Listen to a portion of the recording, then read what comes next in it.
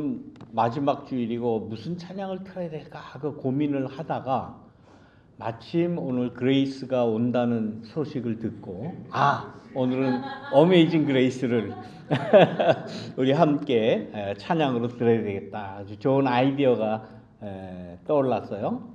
우리 그레이스 이렇게 와서 너무 반갑고 기쁜 마음입니다. 좋은 휴가 또 좋은 시간 보내고 또 하시기 바랍니다. 오늘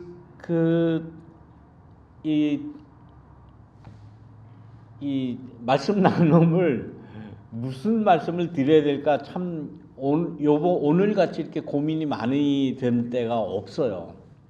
그래서 먼저 생각할 때는 마지막 주일이니까 올 한 해를 기억하면서 참 감사하는 그러한 마음을 가져야 되겠다라고 생각을 하고 지난 목요일 날 그 예배 PPT를 보내드릴 때는 오늘 말씀 나눔의 그 본문도 시편 90편에 있는 말씀을 가지고 한 해를 되돌아보면서 또 우리가 이제 한 해가 지나면 또 한 살씩 다 또 이렇게 나이가 또 높아지지 않습니까? 그래서 거기에 대한 또 위로를 우리가 드릴까 하고 생각을 했었습니다. 그런데 그렇게 드리려다 가만 보니까 지금 한국에 돌아가는 모든 상황이 너무너무 급박하고 정말 안타깝기도 하고 이 계엄이라고 하는 거를 시작을 해가지고 온 국민들이 걱정과 또 불안 가운데 살게 하는 이 모습이 너무 안 좋았습니다. 우리 신앙인들은 하나님 말씀을 왜 봅니까? 우리가 왜 하나님 말씀대로 살아야 된다라고 그렇게 생각하고 말씀을 보겠습니까?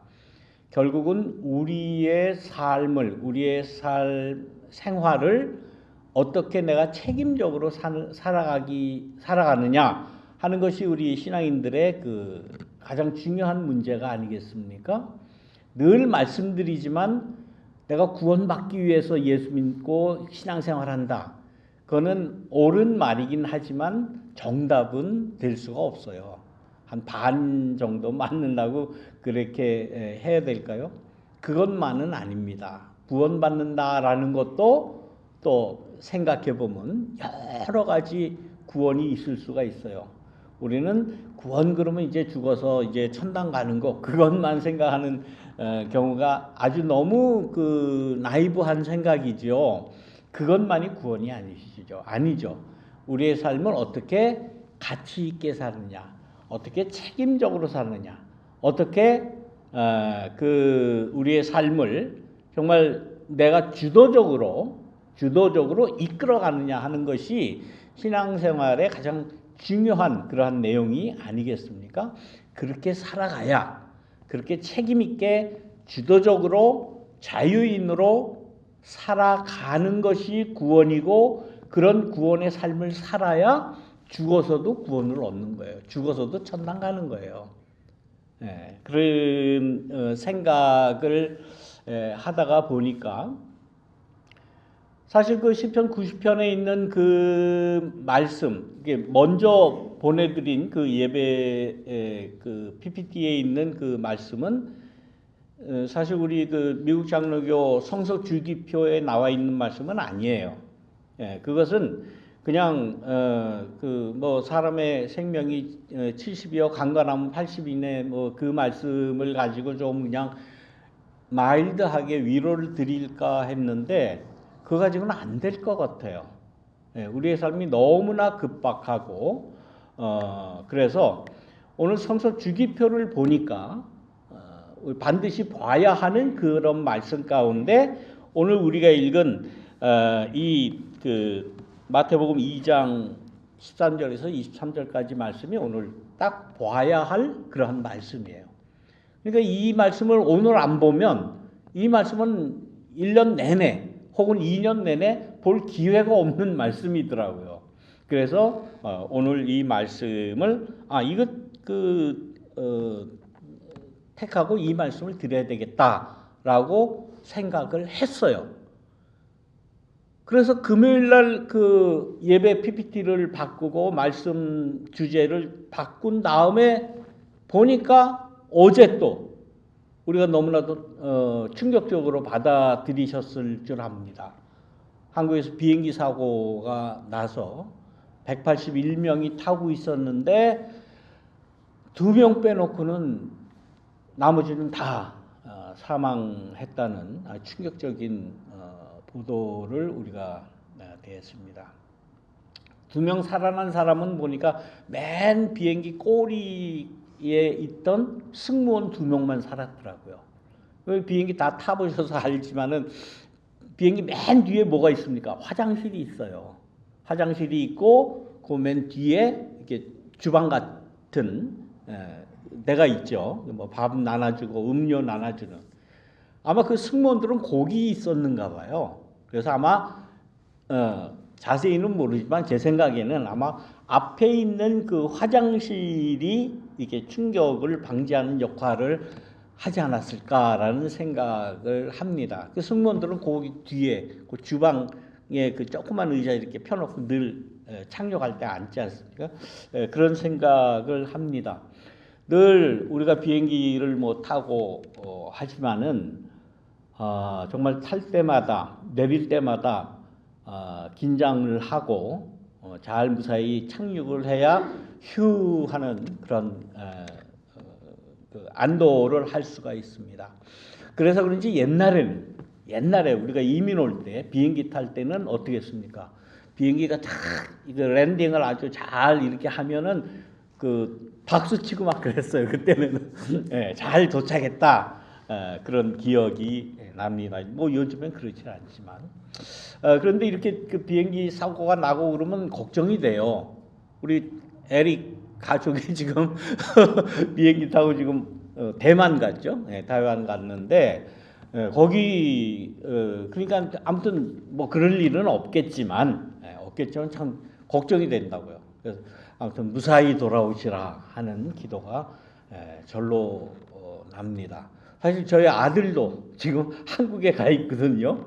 연말을 맞이해서 한국 뭐 이제 커서는 지금 처음 갔는데 아무튼 또 비행기 타고 뭐 여기저기 또 다니고 그러는데 참 걱정이 돼요.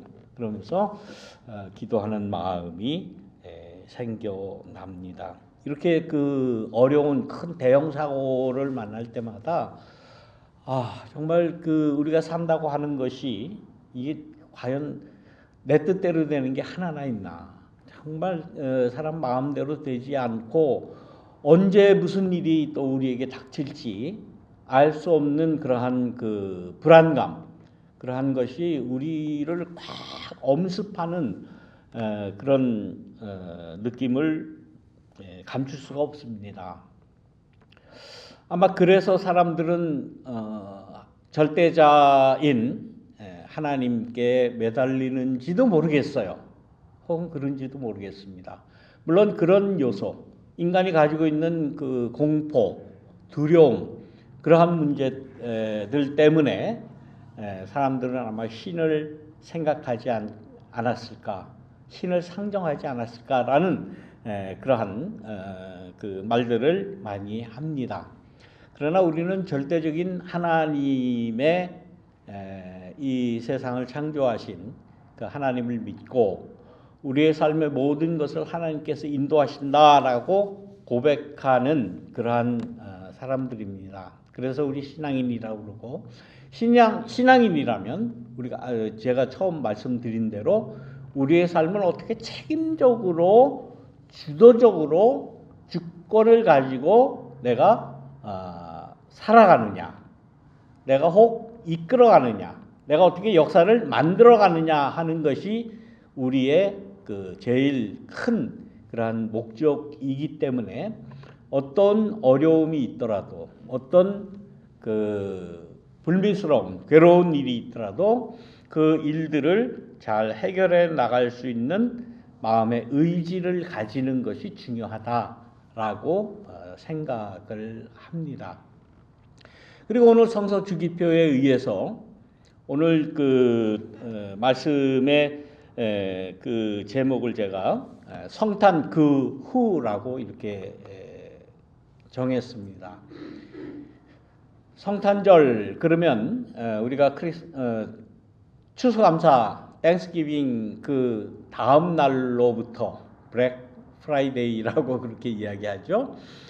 그때부터 이제 막 그 분위기가 연말 분위기가 막 이렇게 피어오르지 않습니까? 막 뭐 그래서 물건도 싸게 팔고 뭐 선물도 사고 우리의 그 모든 삶의 분위기가 이렇게 붐업되는 그런 느낌을 가지는데 우리 그 한국 사람들은 올해는 절대로 그렇게만은 생각할 수 없는 그런 일이 벌어지지 않았습니까?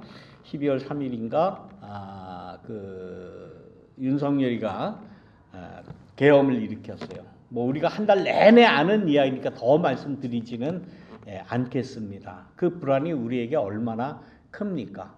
이거는 절대 있어서는 안 되는 그러한 계엄을 선포했고 또 그 일로 인해서 많은 사람들이 얼마나 불안해합니까? 한 달이 지났는데도 이게 해결이 안 돼요. 분명히 내란범이고 군사 반란범이고 국민들을 향해서 총칼을 겨눈, 그래서 지난주에도 분명히 밝혀지지 않았습니까? 국회 문을 도끼로 부수고라도 들어가서 다 끄집어내라. 그리고 안 되면 총이라도 쏴라. 이게 뭐 지금 다 나온 상태예요. 이건 도저히 용서할 수 없는 그러한 일이 일어났는데도 아직 그 내란범을 잡지를 못하는 거예요. 자, 이 관저에 들어가서 경호처 앞세우고 지금 잡지를 못하고 체포를 못하고 아직까지 물론 권한은 정지가 됐지만은 아직도 저러고 있는 상태. 얼마나 불안합니까? 이 불안한 데다가 또 이런 그 대형 사고가 일어나고 뭐 이루 말할 수 없는 그러한 불안과 공포 가운데 우리가 살아갑니다. 그러고 오늘의 말씀을 보니까 성서의 말씀도 똑같아요.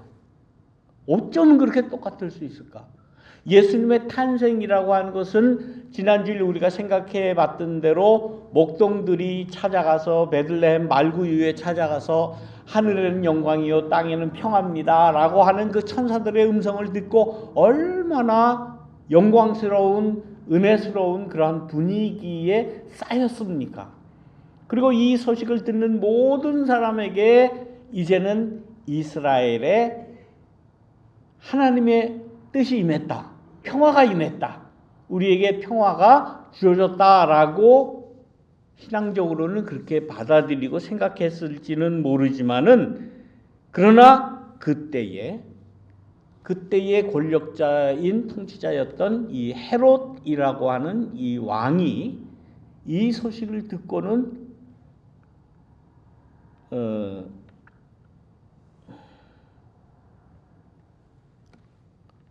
대노했다는 거야. 대노. 역사적으로 이 못된 놈들이 대노를 잘해요. 그냥 화를 내는 거예요. 세상에 그 화를 내 가지고 대노해 가지고 해결되는 일이 하나나 있습니까? 차근차근 원리를 따져서 하나님의 뜻이 무엇인지 또 공익에 모든 사람에게 좋은 일이 무엇인지를 따지고 하나씩 해결해도 될까 말까 한 이 세상에 대노만 하고 보는 거예요. 노하는 거예요. 오늘 본문 말씀에 딱 써 있잖아요.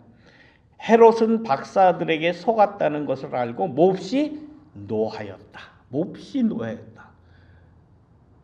그러니까 이 박사들이 아기를 못 찾았다라는 그런 소식에 몹시 노했다 그러지만은 사실 처음부터 노했죠. 아니 지금 내가 왕인데 내가 절대 권력자인데 아니 나 말고 이스라엘 왕이 또 태어났다고? 이게 말이 돼? 그러면서 이제 대노했겠죠. 근데 그 이스라엘의 새로운 왕이 태어났다고 하는 그 이야기를 조금 더 구체적으로 쓰니까 아기의 모습으로 온다는 거예요. 아니 아기가 어떻게 왕이 될 수가 있는가? 내가 왕인데 어떤 놈이 왕 자리를 노리는데 그것도 알고 보니까 또 그냥 애기래. 이 그러니까 뭐 이 헤롯이라는 이자도 헷갈린 거예요. 이게 도대체가 무엇인가? 분별을 못해요. 분별을. 그야말로 뭐가 뭔지를 분별을 하지도 않고 과거에 예언자들이 한 그 예언의 말씀이 무엇인지도 염두에 두지도 않고 알아보려고 하지도 않고 말씀에 대한 그 신뢰도 없고 아무것도 없는 거예요. 그냥 생각하는 거는 내 안위, 내 평안, 어떻게 하면 술 한 잔 더 먹을까? 어떻게 하면 누구랑 먹을까? 누구랑 맛있는 거, 술 먹으면서 오늘을 지낼까? 그것만 생각하던 사람이야. 그러니까 잔뜩 술 먹은 그런 상태에서 왕이 새로 태어난다. 그러니까 이제 대노를 하는 거예요. 그 대노하면 어떻게 돼요? 그 다음에는 정신이 없는 거예요. 이성이 없어. 죽여버려라. 다 죽여버려라. 아기가 탄생한 그 아기가 왕이다 그러니까 그래? 아기도 다 죽여버려. 2살 밑에 다 죽여버려. 이게 지금 헤롯이라고 하는 이 미친 자의 행태예요. 2000년 전에 있었던 이 헤롯의 행태를 2024년에 대한민국의 윤석열이라는 이 미친 자가 똑같이 행하는 거예요. 그렇지 않습니까? 근데 아직도 그걸 변명하는 자가 있어요. 이 미친 목사들. 목사라고 하는 게 목사도 아니죠, 사실. 그 미쳤다고 밖에는 어떻게 그걸 설명을 하겠습니까? 온 국민들은 이것이 잘못됐다고, 이거는 체포해야 된다고, 직무를 정지시켜야 된다고 라고 이야기하는데도 불구하고 태극기 들고 광화문에 나가서 계엄 찬성을 한다 그러고 탄핵은 반대한다 그러고 계속 그 죽이라고 했던 그 사람이 맞는 말이라고. 이게 세상이 이게 어떻게 된 세상인지 정말 알 수가 없습니다. 우리는 연말이라고 성탄절이라고 들뜬 분위기를 가지고 성탄절을 뭐 보내는지 어쩐지 모르겠습니다. 성서에 나오는 그때 예수님 탄생하실 때의 그러한 모습도 똑같아요. 똑같아. 물론 신앙적으로 예수님 믿는 사람들은 이제 하나님의 뜻을 받든 하나님의 아들 그 예수가 아기의 모습으로 탄생했으니 이제 우리 유대 땅에는 평화가 왔다.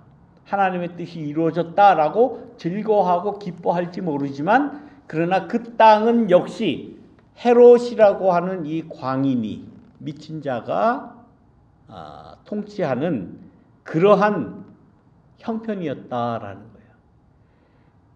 그 헤롯의 그 광기를 성서는 분명하게 기록을 합니다. 그 내용을 우리가 모두가 다 알아요. 다 압니다. 헤롯이 2살 아래의 남자 아기를 다 죽여라 라고 하는 이 전대미문의 그 이 희대의 광기를 모르는 교회 다니는 사람은 없을 거예요. 다 알아요. 그런데 내가 지금 살아가는 이 시대에 일어나는 이 역사적인 발생한 일과 매치를 못 시키는 거예요. 매치를.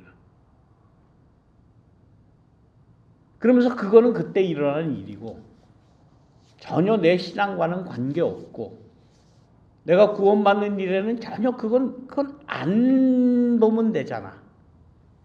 그건 안 따져보면 되잖아. 이 성서에 있는 누가복음 2장에 있는 이 말씀을, 이 마태복음 2장에 있는 이 말씀을 아예 매치를 시키지 않고 그냥 지나가 버려요. 그래서 미국 장로교 1년 동안 꼭 보아야 할, 생각해야 할 이 렉셔너리 이 성서 주기표에는 요 말씀을 딱 집어넣어 놨어요. 1년에 한 번은 그래도 생각을 해라. 그런데 어쩌면 이렇게 우리의 대한민국의 상황과 똑같이 맞아 떨어질 수가 있겠습니까? 물론 이런 일은 없어야 되지만은, 우리가 신앙생활하는 데 있어서 생각하지 않고 취급하지 않고 말하지 않았던 성서가 진짜 너무 많습니다. 이건 모르면 말 안 하면 되지. 그건 하지 마. 그건 우리가 설교 본문으로 하지 마. 그래서 대부분 이 이야기들을 안 해요, 목사들이. 왜? 괴로우니까, 힘드니까.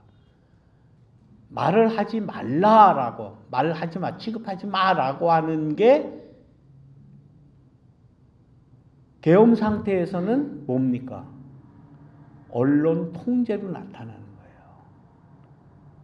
계엄을 하면, 마샬로를 발동을 하면은 제일 먼저 군대들이 들어와서 모든 기관을 다 장악을 하고, 그 다음에 장악하는 데가 어디입니까? 언론기관이에요. 언론기관을 왜 장악을 하겠습니까? 말하지 마. 입 다물어. 취급하지 마. 떠들지 마. 말하지 마. 이게 제일 큰 이 계엄의 문제입니다. 그건 말하지 마. 근데 가만히 생각하면 우리가 가지고 있는 이 사고 가운데도 그런 게 없을까요? 그런 얘기 하지 마. 말하지 마. 설교 시간에 왜 그런 얘기를 해? 하지 마. 말하지 마. 이건 계엄령도 되지도 않았는데도 스스로 점검을 해요. 믿는 사람들이. 스스로. 목사가 스스로 점검을 해. 이런 얘기는 하지 마. 이거 골치 아파. 이 얘기는 안 해야지. 이 얘기는 성경에 있어도 하지 마. 스스로 언론 통제를 하는 거예요. 스스로 해야 될 일, 안 해야 될 일을 통제해버려요. 계엄도 발동하지 않았는데 스스로 계엄을 선포하는 거예요. 자기 자신에게. 이 세상에 하지 말아야 될 말은 없습니다. 누구나 다 생각이 나면 표현할 수 있고, 이야기할 수 있고, 자유롭게 토론할 수 있고, 그러면서 올바른 길로 찾아가는 그것이 신앙인, 아니면 그것이 선한 사람들의 사고방식, 살아가는 방식 아니겠습니까? 그런 것을 통해서, 괴롭지만 말하는 것을 통해서 우리가 선한 길을 찾아가는 거 아니겠습니까? 대부분 사람들은 난 모르니까 얘기하지 마. 모르면 배울 생각을 해야지. 모르면 따져볼 생각을 해야지. 자기가 모르면 아는 사람의 지식을 가지고 올 수도 있는 것 아닙니까? 가지고 와야 되는 거 아니에요. 자기가 모르는데 아예 그걸 다 완전히 다 찾아. 얘기하지 마. 말하지 마. 그런 거는 있어서는 안 된다라는 거예요. 계엄을 발동하는 이 광인들이나 그러는 거예요. 헤롯 같은, 박정희 같은, 전두환 같은, 이 윤석열이 같은 이런 미친 자들이 가지고 있는 사고방식이에요. 우리 믿는 자들은, 하나님을 믿는 자들은 그런 방식에서 나와야 되는 것 아닙니까? 성서의 위대함이라고 하는 것이 바로 여기에 있어요. 유대 사람들이라고 주이시들이라고 이 예수 당시에 헤롯이 2살 아래 남자아이를 싹 다 죽여버려라 한 이 끔찍한 이야기를 하고 싶었겠습니까? 우리 보통 안 하잖아요. 너무 끔찍해서. 문을 도끼로 찍어서 부시고라도 들어가라. 안 되면 총을 쏴서라도 4명이서 하나씩 들쳐업고 나와라. 이 끔찍한 이야기, 이 끔찍한 이 사건에 대해서 할 얘기가 아니지. 설교 시간에 거룩한 하나님의 말씀을 뭐가 거룩하고 뭐가 천한 말씀입니까? 뭐가 거룩한 거예요? 도대체가. 거룩하다는 게 뭐예요? 하나님의 말씀이라는 게 뭡니까? 도대체가. 나에게 그야말로 구원을 주시는 그 하나님의 말씀이 뭐예요? 그게 뭐냐고. 그냥 거룩한 분위기가 나는 우리가 느낄 때 은혜스러운 그런 말씀? 나에게 위로를 주고 사랑을 이야기하고 아름다움을 이야기하는 그 말씀? 그게 하나님의 말씀일 것 같아요. 물론 그런 말씀도 있습니다만은 그러나 성서는 마태복음 2장에는 분명히 이런 쓰라린 이야기하기도 괴롭고 힘든 이 이야기를 딱 갖다 써놓고 성경을 읽고 구원받고 싶은 모든 사람에게 이 이야기를 하고 있는 겁니다. 성탄의 기쁨과 즐거움, 얼마나 즐겁고 얼마나 그 은혜스러운 분위기 속에서 우리가 살아갑니까? 그러나 그 성탄, 그 예수님의 탄생 그 이후에는 2살 아래의 모든 남자아이가 살육을 당하는 이 끔찍한 일이 있다고 하는 사실을 성서는 분명히 우리에게 이야기를 합니다. 그리고 이것은 반드시 읽어야 된다라고 우리가 속해 있는 이 미국 장로교 교단의 성서 주기표에 반드시 기록을 해놨어요. 그래서 제가 오늘 이 말씀을 바꾸어서 선택을 하는 겁니다. 우리는 많이 위로받아야 됩니다. 우리가 이제 앞으로 세상을 살아봐야 얼마나 살겠습니까? 그거 생각하면 좀 기가 막히죠. 아, 내가 이제 뭐 얼마 못 살겠다. 여러분들이 보시기에는 제가 이런 말씀을 드리면 너무 잔망스럽다라고 하실지 모르지만 마찬가지예요. 누구나. 사람은 누구나 마찬가지예요.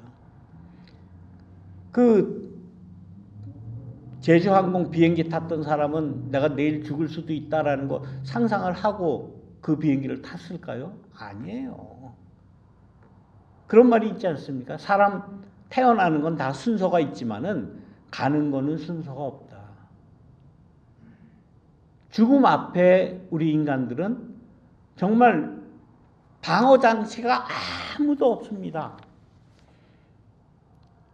뭐 이제 태어난 지 며칠 안 된, 몇 달 안 된 그 어린 아기가 헤롯이라는 미친 자가 2살 아래 남자애들은 다 죽이라고 한 그거 알고 있었을까요? 몰라요. 언제 우리가 이 생을 마칠지는 아무도 모릅니다.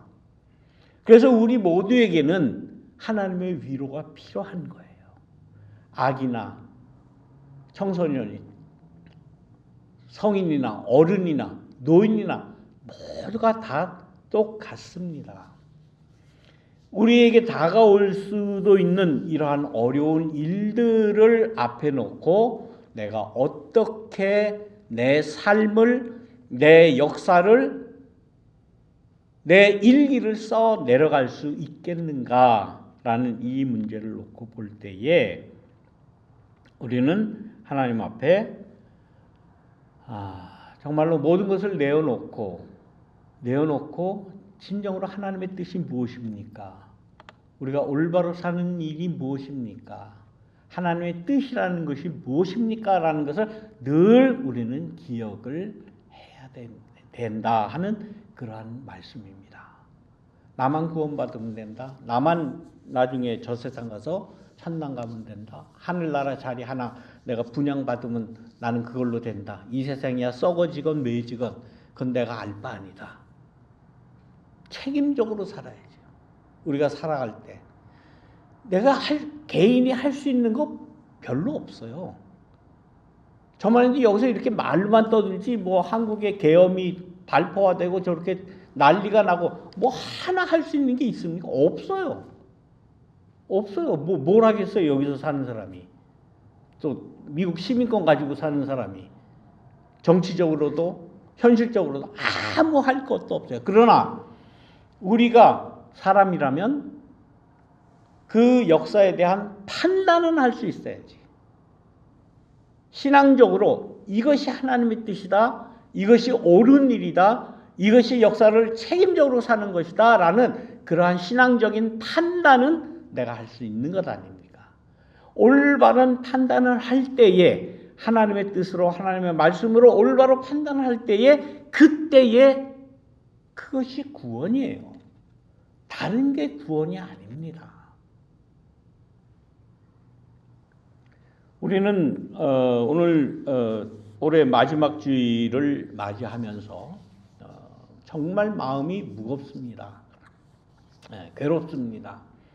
정말 우리에게 많은 하나님의 위로가 필요합니다.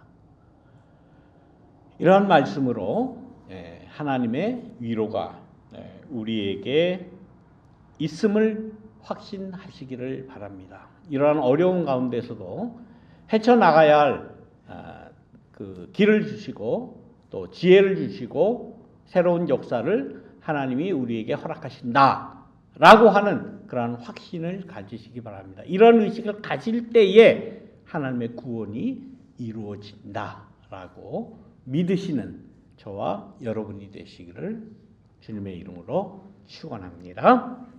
기도하겠습니다. 사랑이 많으신 하나님, 괴로운 이 시기를 지나갑니다. 그리고 또 한 해를 보냅니다.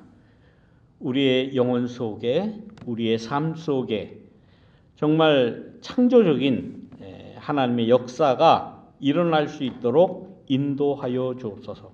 하나님의 뜻이 무엇인지를 올바르게 찾는 우리 모두가 될 수 있도록 인도하여 주옵소서. 감사드리며 예수님의 이름으로 기도드립니다. 아멘.